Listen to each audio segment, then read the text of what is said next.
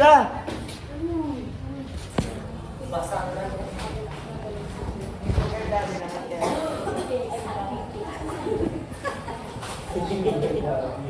Aba?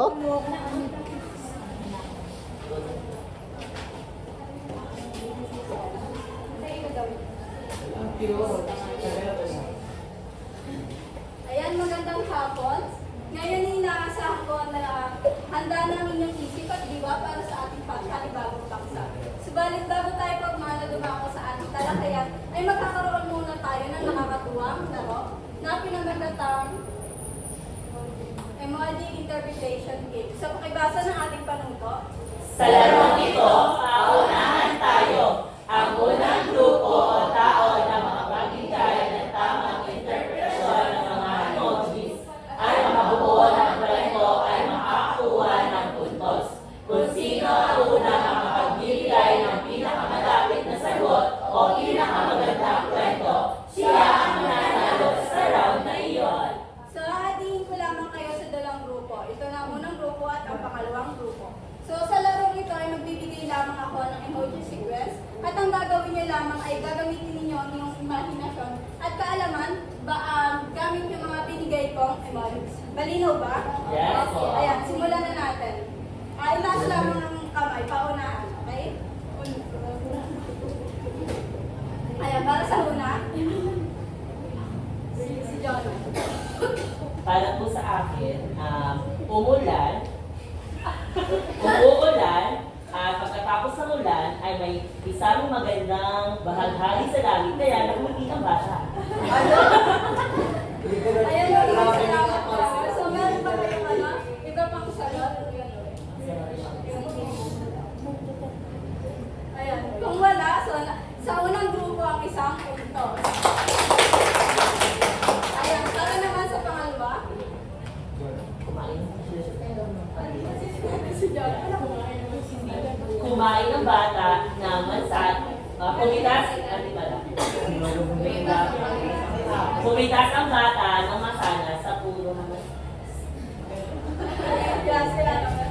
Sa ilalim ng puno ay may isang batang namamahinga na kumakain ng mansanas. Ayan, so mag-alas wala kayo sa pagkakas.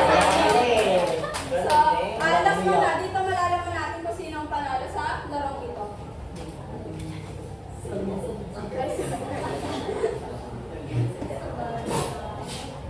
Sumali sa isang torneo sa palisan ng pagbibisikleta sa isang bata na William Hill. Yan. So, sa larong ito, ang panalo ay ang group 1. So, ayan, batid ko naman na talagang gising na yung diwa. Kaya naman, bata ko na tayo sa ating formal na talakayan. Ayan, ngunit bago iyan, ay nais ko lamang at titigan nyo kung ano ba yung nasa larawan. Sa tingin nyo, ano kaya ang kwento sa likod ng larawan na ito? O ano kaya ang pinapakita ng larawan na ito? Yes, Yasha. Ano po, sa unang larawan, ipinakikita po ang itsura ng isang masayang pamilya. Samantala sa pangalawang larawan naman, ipinakikita ang isang So, yun ang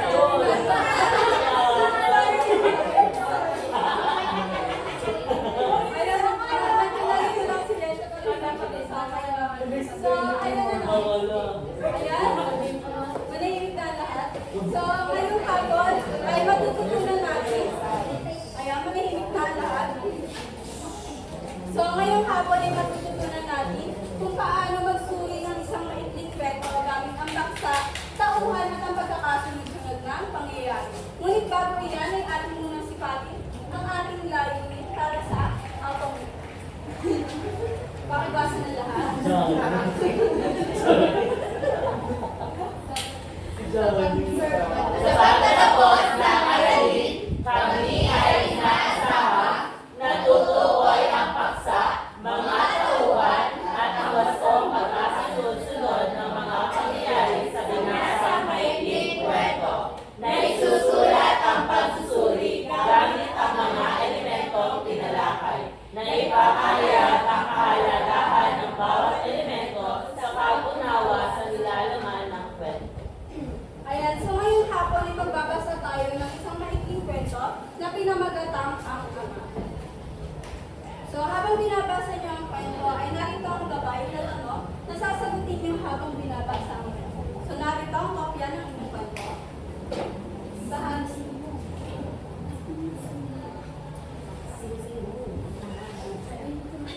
So, bibigyan ko lamang kayo ng 10 hanggang 15 minuto sa pagbabasa.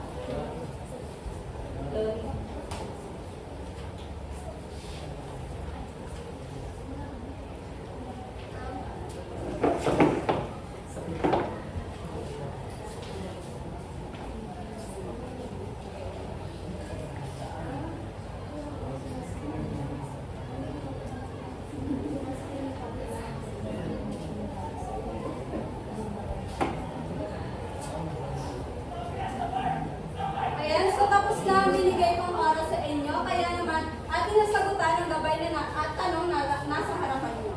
So, sino ang gustong sumagot para sa unang tanong? Sino-sino ang mga tauhan? Yes, Yata. Ang mga tauhan po sa kwento ay si Moymoy, ang kanyang abala ko ng mga Ayan, maraming salamat. So, ano nga ulit ang ibig sabihin kapag sinabi natin tauhan? Ang tauhan po ang siyang magbibigay karakter o ang magpapasadali sa akin. Ayan, tingnan natin. Ayan, pakibasa ng lahat. Ang tauhan ay tumutukoy sa mga karakter sa kwento. Sila ang gumaganap ng mahalagang papel sa mga pangyayari. Maaaring bida, kontrabida o iba pang tauhan na sumusuporta sa kwento. So, batay sa pagsusuri ni Yasha, ang mga tauhan sa kwento ay si Moymoy, ang ama at ang ina at ang mga kapatid. Para naman sa pangalawang tanong, ano ang pangunahing paksa ng kwento? Ivan? Ayan, ayon po sa ating nabasa ng akda, ang pangunahing paksa po ng ating kwento ay nagpapatungkol sa pagturo sa kalusutan. Ayan, maraming salamat. So, ano naman kaya ang ibig sabihin ng paksa? So, tingnan natin. Ayan, pakibasa ng lahat. Ang paksa ay ang pangunahing ideya o tema ng kwento. Ito ang kabuuang diwa na nais iparating ng may akda tulad ng pagmamahal, sakripisyo o pag-asa. Ayan. At para naman sa huling tanong, ano ang mahalagang pangyayari sa simula, gitna at wakas? Well, Ang mahalagang pangyayari po siguro sa simula ay yung pinakilala sa una sa simula yung mga tauhan. Pagkatapos sa bahagi ng gitna, pinakita dito kung paano naging malupit yung ama sa kanyang mga anak. At sa wakas ay kung paano nagsisi yung ama, na napatay niya yung kanyang anak. ayan, maraming salamat. So ano naman, pag sinabi natin, pagkakasunod-sunod ng pangyayari o bangkay? Pakibasa ng lahat. Ang pagkakasunod-sunod ng mga pangyayari ay ang maayos na pagkaayos ng kwento mula sa simula, gitna hanggang wakas. Binibigyan din ito kung paano umuusad ang kwento upang mabuo ang buwan nito. So ngayon, malinaw na sa atin ang konsepto ng paksa, tauhan at pagkakasunod-sunod ng pangyayari. Kaya naman ngayon, idadako na tayo sa ating sunod na gawain. Ayan, ang ating pangkatang gawain. So, gamit pa rin ang binigay kong kwento kanina, ihahatiin ko lamang kayo sa tatlo. At sa tatlong yun, ay may kanya-kanyang gawain na tumututok pa rin sa ating tinalakay kanina. So, bibilang na lamang ng tatlo. 1, 2, 1, 2.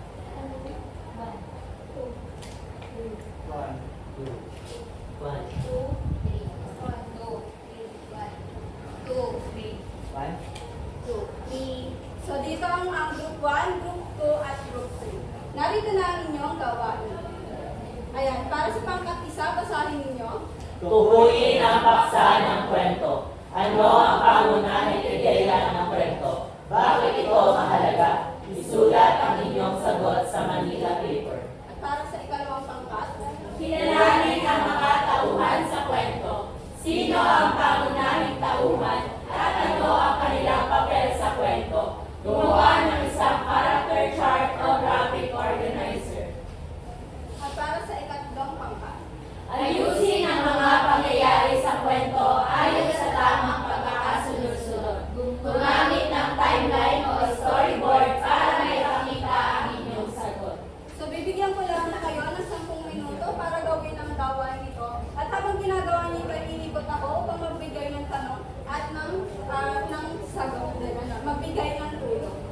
So, narito ang inyong pamantayan sa pagsisimula. So, simulan na ninyo. Ayan, tapos na ang binigay kong oras sa inyo, kaya nang ihanda ninyo ang inyong sarili para sa inyong presentasyon. Pangkat una, maaari na kayong pumunta sa unahan.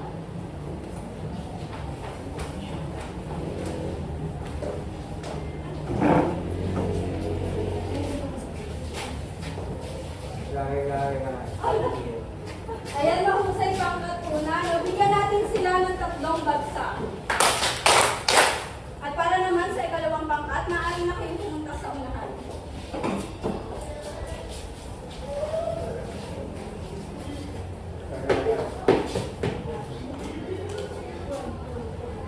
Ayan, maraming salamat pangkat dalawa. Bigyan natin sila ng 3 bagsak. At para sa huling pangkat, maaari na kayong pumunta sa unahan.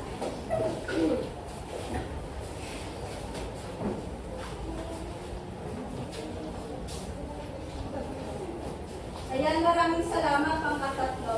So, napakahusay na inyong pinakita ngayong umaga, kaya bigyan ninyo ang inyong sarili ng 5 bagsak.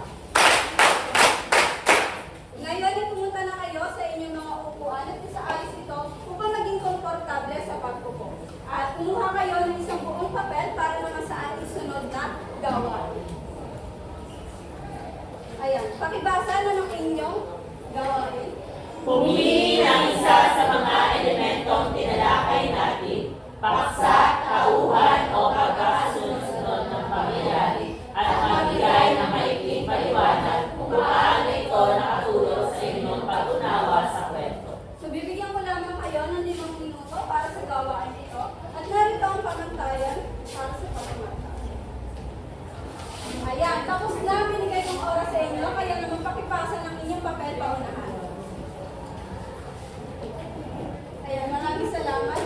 So, ngayon, natapos na tayo sa ating gawain, kaya naman bago tayo matapos, nais ko lamang kayong tanongin kung ano pa yung natutunan nyo ngayong hapon.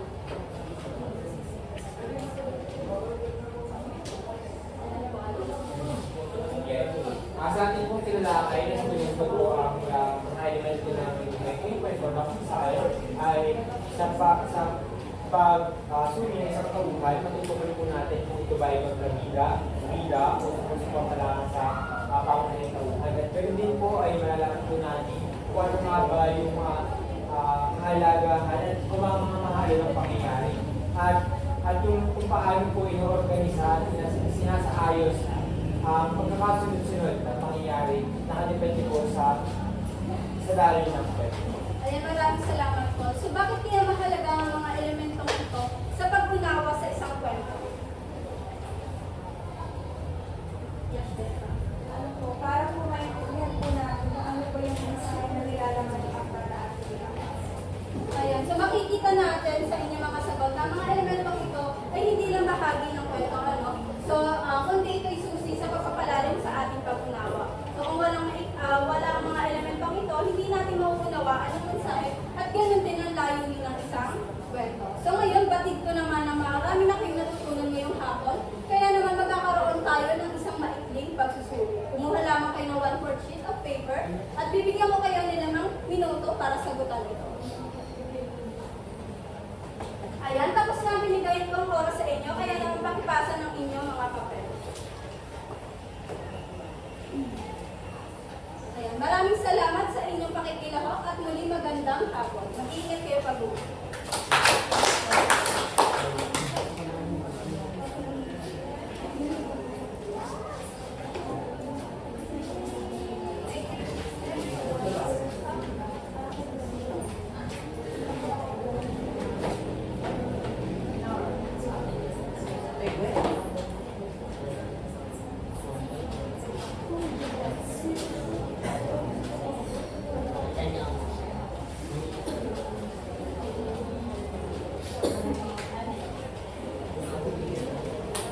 Okay.